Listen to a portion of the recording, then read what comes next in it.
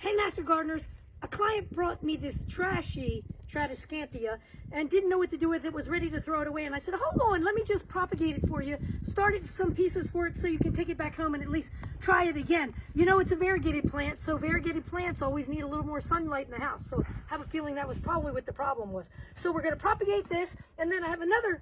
Here's a Tradescantia I propagated last year from my containers, kept it in the house all winter. It's ready to start a few new pieces on it so I can put it back in my containers. And then we'll do this kind of Tradescantia, which is a real tiny little miniature leafed one, which I just love the way it was cascading over my containers. And then I have some coleus that I just keep year after year and propagate for the extension office. So we're going to walk through how to propagate. So all you really need is your own little potting mix. I don't bother with sterile containers. You need a potting mix. You need to gently fill your little containers. I'm going to put 3 cuttings per 4-inch. It's about a 4-inch pot. And I like to use some kind of a hormone of a rooting powder of some kind. So this one happens to be a liquid. I don't typically use liquids, but it's certainly easier to use than the powder forms. So that's really all you need. Your potting medium, your plants, and you're ready to go. So what am I going to do with the plant that the girlfriend has that just is junky looking? I'm just going to take my fingers and break pieces off. And those of you that are master gardeners, you know what these areas on the stem are. This is a node where the leaves come out.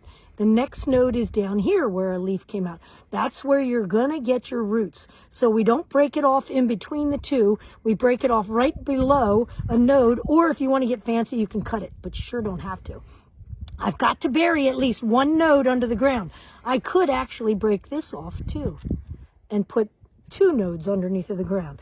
And then if this is my container down here, I'm going to take, oh, wait a minute, my rooting hormone. I only leave it in a liquid hormone for just a few seconds. 3 to 5 seconds is all it needs, is a little dip. And then I'm going to insert it, put it right down in the pot. Try to bury those 2 nodes underneath. And I'm going to do all of her little stems. I'll do it again. So I have a node right there. I peel the leaf off that node. I dip it in my liquid hormone, insert it. I like to make a little divot hole first. Make sure my node's under the ground. And I'm going to do that on every one of her little pieces and start a new little Tradescantia for her. I will cover this container with some dry cleaning bag to keep it a little moist. I'm going to keep it in the house. I'm not putting it out in the full sun areas. I also have to water immediately afterwards. I'm not going to do that for the video.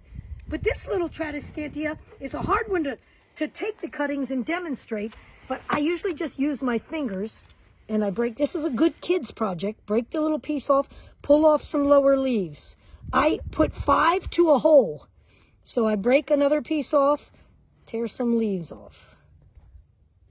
I just grab them by the bundles, tear off the lower leaves. I've got 4 or 5 in a handful there, and that's all it takes for this one. I've got 5 little pieces. Because I know this one roots so easily, I'm going to group these in my finger. I'm not even going to dip them in my hormone powder. And I put 3 bundles of these in my container. Push them down underneath of the ground. See, I got 3 little bunches in there that are already in there. You would be amazed. These things can actually root right underneath. I like to tap my pot a little to get my soil to settle, and I'm going to water them in. And like I said, the purpose of me doing this is I'm preparing them for spring because I'm going to be buying my annuals soon, doing my containers. Now we're going to do the coleus. This is what they start out looking at. This is what they're going to look like when I'm finished. Because what I'm going to do is come in and snip them off. It's okay that this doesn't have any leaves on it. It's got plenty of nodes on it. I'm going to snip 1, 2, 3. Same rules apply. I want to make sure I'm putting nodes underneath of the ground. So I peel off the lower branches. See, node right there, node right there, node right there, node right there. So there's 4 nodes on that little piece. I'm going to stick it in the rooting powder, and I'm going to do 2 more. 1. I only need 2 to 5 leaves on the top of my cutting. That's all I really need. Actually, that's too many. You get too many, it's too much work for the plant. Too much energy required for mommy to try to make roots on it. So I'm keeping maybe 5 to 7 roots. And I dip it in this liquid, and I'm doing the same thing down here with my container. I put each one in a little hole. I'm going to water it in thoroughly. I'm going to let them get rooted and get them established. Another tip you need to know, you shouldn't be using plants that have flowers on them. coleus will begin to go into bloom. We should not be propagating plants that have the flowers on the heads like these are. So what I'll do if I'm propagating these is I'll pinch these tops right out and discard them. And then I'll take my cutting underneath. Take my cuttings, make sure there's no blooms on them. And it's okay that my mommy plant is butched. She'll recover and sprout again.